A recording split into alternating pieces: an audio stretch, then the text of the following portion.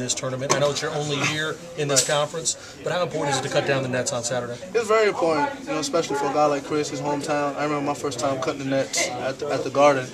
I enjoyed it very much. My first championship was there. So for Chris, this is going to be special for him, man. We have to do it for him, man. Will you cut the nets down if y'all win? It'll be Chris, whatever Chris wants. This is his hometown. He made it out of Memphis, and he got to pay his respects. Were you hurt at all or annoyed that you didn't get Conference Player of the Year? Honestly, I didn't think too much of it because a guy like Shabazz, who does so much for his team, he leads them in every category.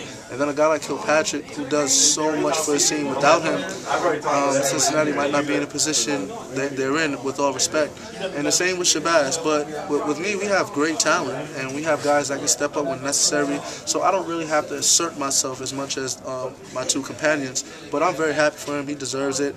And UConn has been out the tournament for the past, I think 2 seasons. So for him to get an award like that and to put UConn back on the map, I'm very happy for him. Russ, with the Tigers being out of the tournament and Chris being from this town, and I know Cardinals and Tigers are pretty big rivals, but what would you tell Memphis fans about coming to support the Cardinals tomorrow?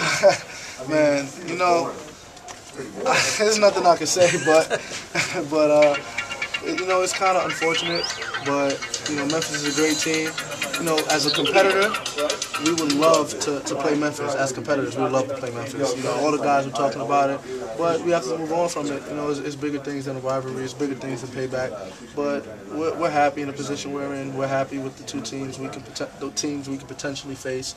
So we're just move on from there. I really have nothing to say to fans. Tomorrow night you get to play for your 3rd consecutive conference championship since you've been here. Did you imagine that after your freshman year? I didn't imagine that coming out of high school. I didn't imagine in high school that I would ever win. I'm happy I had the opportunity to come here because I had the opportunity to win. Even if me individually, it didn't work out as far as all of the individual accolades, just to get a chance to win is so special. I mean, you don't find that anywhere else. I mean, there's 400 Division I teams, and at the end of the year, only 1 team can take it. There's 16 teams in the conference. At the end of the year, 1 team wins it.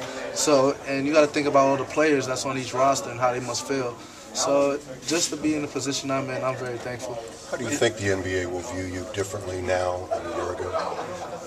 I could do it all. If you need defense, I'll supply it. If you need offense, scoring, I'll supply it. If you need passing, I'll supply it. Leadership, I can do that. I can hand out waters in the huddle. I can be a great teammate off the court. I come to practice every day. I don't have a criminal record. Wasn't all that true last year? Everything that I said was true except for maybe the passing.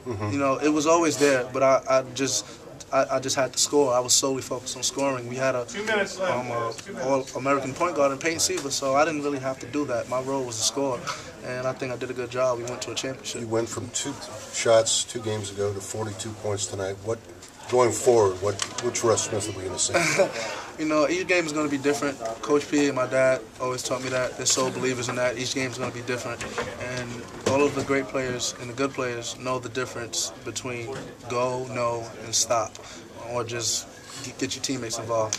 And the past few weeks, I've done a great job just knowing what and what not to do. And tonight, things were different. Lanes were open, moving without the ball, shots and opportunities were there. And tomorrow night, stuff might be there. I might have to do something different. I may not score. It all depends on what the defense gives me. When did you know tonight was going to be special? When did you know tonight was going to be special? I don't know. Probably at halftime when I had 27, I think it was, and then in the second half, I knew I was going to get a layup or 2, so that's going to be about 30.